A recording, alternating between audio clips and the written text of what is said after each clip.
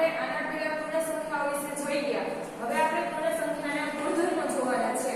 તો પૂર્ણ સંખ્યાના ગુણધર્મો કેટલા છે? તો કે 4.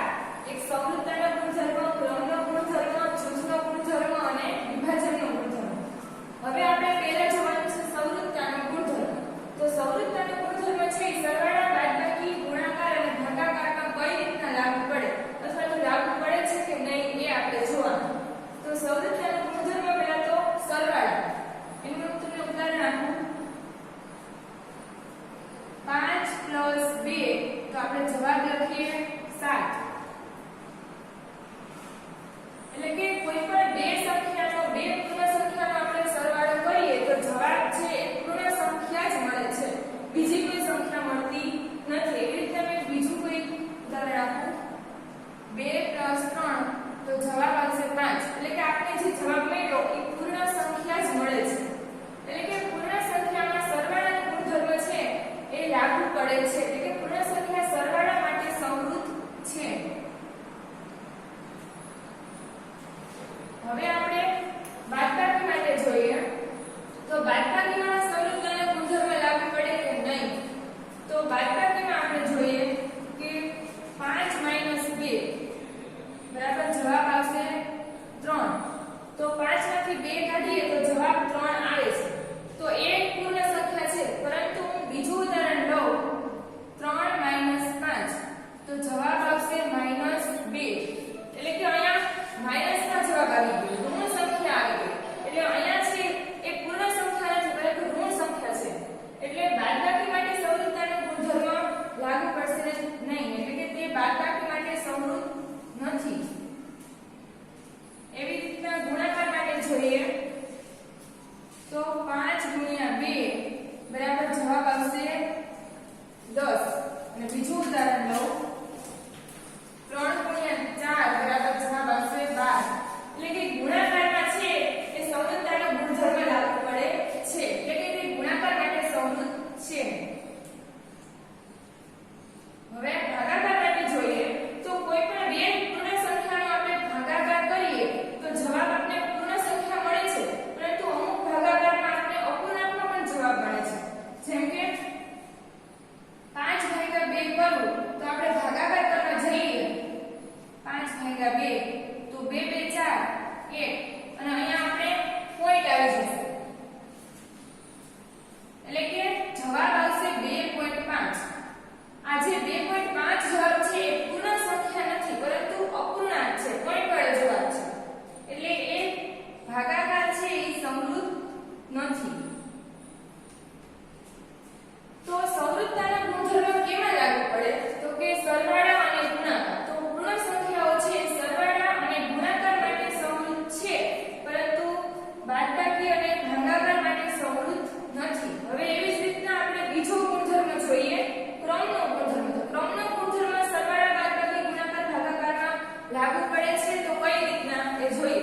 સરવાળો તો કે કોઈ પણ બે પૂર્ણ સંખ્યા છે એનો આપણે સરવાળો કરીએ, પછી એનો ક્રમનો ગુણધર્મ એટલે કે એનો ક્રમ બદલી નાખીએ, એનો ક્રમ આડાઅવળો કરી નાખીએ તો એનો જવાબ છે એ જ આવે છે કે બીજો.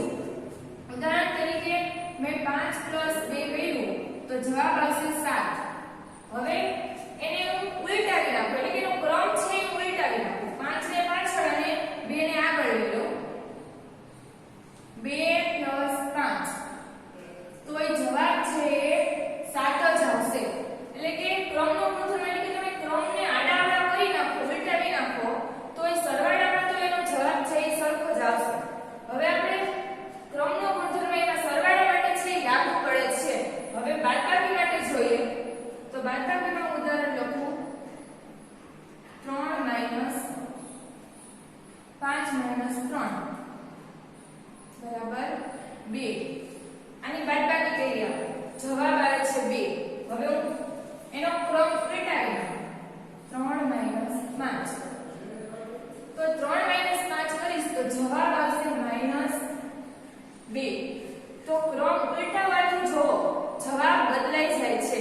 અહીંયા ધન સંખ્યા છે અને માં ઋણ સંખ્યા છે. એટલે કે ક્રમનો ગુણધર્મ છે એ બાદબાકીમાં લાગુ પડતો નથી, સરવાળામાં લાગુ પડે છે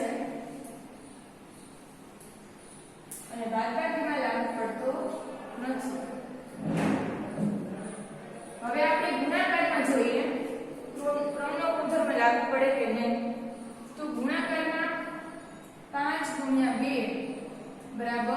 10 હવે એનો ક્રમ બદલી નાખો 2 × 5 તો જવાબ 10 જ આવશે એટલે કે ગુણાકાર માટે ક્રમનો ગુણધર્મ લાગુ પડે છે તમે ક્રમ ઉલટાવી નાખશો 5 × 2 કરશો કે 2 × 5 કરશો જવાબ તો સરખો જ આવશે એટલે કે ક્રમનો ગુણધર્મ છે એ ગુણાકાર માટે લાગુ પડે છે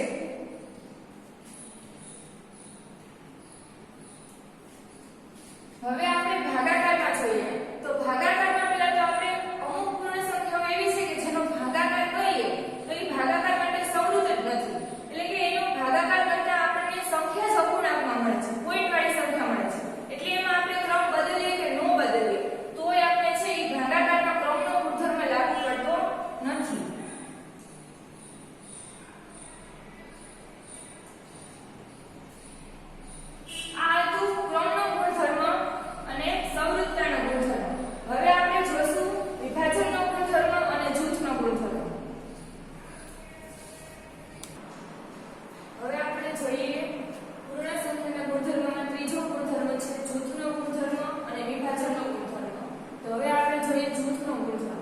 જૂથનો ગુણધર્મ સરવાળા બાદબાકી ગુણાકાર અને ભાગાકારમાં કઈ રીતના લાગુ પડે તો એનું ઉદાહરણ જોઈએ 3 + 5 + 2 અહીંયા મેં 3 રકમનો સરવાળો કર્યો છે હવે આમાંથી હું કોઈ પણ બે રકમનું જૂથ બનાવું તો મેં 5 અને 2 નું જૂથ બનાવ્યું હવે એનો સરવાળો કરીએ તો 3 + 5 + 2 એટલે 7 તો 3 + 7 એટલે 10 જવાબ આવે છે હવે આ જે જૂથ છે એને બદલી નાખું એટલે કે 3 + 5 + 2 મેં લખ્યા છે એ જગ્યાએ 5 અને 2 નું જૂથ નહીં પરંતુ 3 અને 5 એનું જૂથ કરી નાખું હવે સરવાળો કરીએ તો 5 ને 3 8 + 2 બરાબર 10 એટલે કે જૂથનો ગુણધર્મ છે સરવાળામાં લાગુ પડે છે તમે કોઈ પણ રીતે છે એ સરવાળામાં જૂથ બનાવી શકો તો એ તમારો જવાબ છે એ સરખો જ આવશે હવે બાદબાકી માટે આપણે જોઈએ તો બાદબાકી માટે જૂથનો ગુણધર્મ લાગુ પડતો નથી કારણ કે તમે જૂથ બદલાવશો અથવા તો બીજું કંઈ બદલાવશો તો નિશાની બદલાઈ જશે અને માઈનસમાં જવાબ આવશે એક જવાબ પ્લસ ને એક માઈનસ બાદબાકીમાં જૂથનો ગુણધર્મ છે એ લાગુ પડતો નથી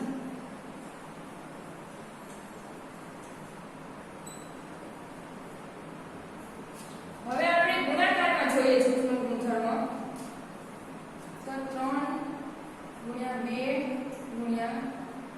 1 હવે હું 3 અને 2 નું જૂથ બનાવું તો 3 2 6 × 1 એટલે 6 જવાબ આવશે એવી જ રીતના 3 × 2 × 1 મેં 3 અને 2 નું જૂથ બનાવ્યું તો હવે હું 2 અને 1 નું જૂથ બનાવું તો 3 × 2 × 1 એટલે 2 જવાબ આવશે 6 એટલે કે જૂથનો ગુણધર્મ છે એ ગુણાકાર માટે લાગુ પડે છે તમે કોઈ પણ પ્રકારે જૂથ બનાવશો તો જવાબ સરખો જ આવશે અને ભાગાકાર છે એ ભાગાકાર પૂર્ણ સંખ્યા માટે સમૃદ્ધ નથી એટલે કે એનો જવાબ જ અપૂર્ણાંકમાં આવે છે એટલે ભાગાકારમાં છે એ જૂથનો ગુણધર્મ લાગુ પડશે નહીં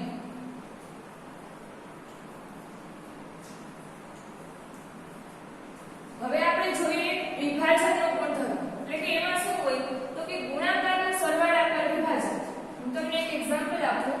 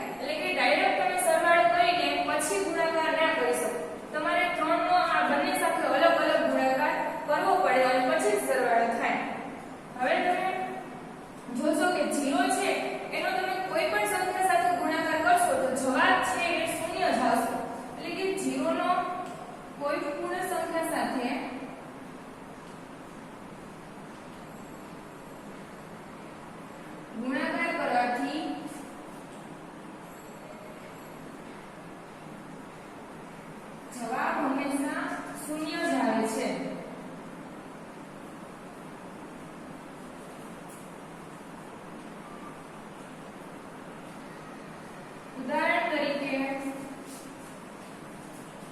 હું 0 નો ગુણાકાર 2 કરું તો જવાબ આવશે 0. 0 નો